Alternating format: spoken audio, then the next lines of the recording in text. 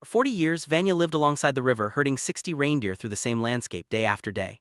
The country shaped him, stripping away the years gently, leaving him resilient and enduring. His life was marked by routine, counting his herd 4 times daily, each animal known intimately, not by obvious marks but by their unique quirks and personalities.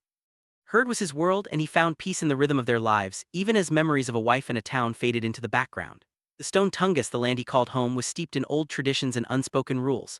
There were places east of the river that were never named, places avoided by generations, bound by the belief that to name or watch a thing was to awaken it. Vanya, practical and skeptical, still found himself unconsciously honoring these boundaries, shaping his life around them without ever fully understanding why. Morning, the familiar world shifted. The reindeer refused to cross the river, their instincts alert to something unseen.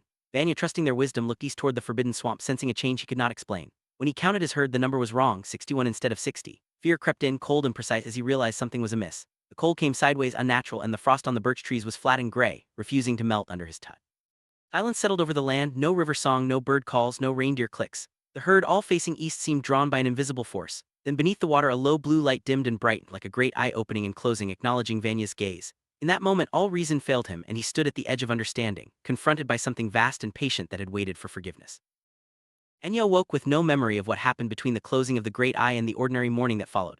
The world seemed restored, birds sang, the river ran, and the frost melted as it should. Yet beneath this surface normalcy, Vanya sensed a deeper truth. The world was performing its innocence for him, carefully resetting itself. When he counted the herd, the number was 60, but he could not recall which one was missing. Loss was smoothed over, leaving no grief, no memory, only a subtle arithmetic that something had been taken.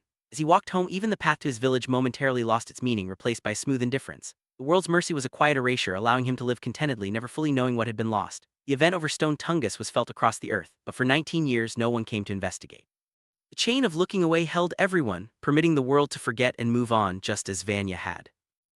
Story concludes with a reflection on the nature of forgetting and mercy. The world after the event looked away from the swamp for 19 years. The phenomenon was recorded: fallen trees, strange lights, and a silence that stretched across continents. Yet no one investigated, not because of distance or war, but because the chain of looking away was woven through everyone. The god beneath the swamp was kept asleep by collective ignorance, the same way Vanya's mind was smoothed over by the event.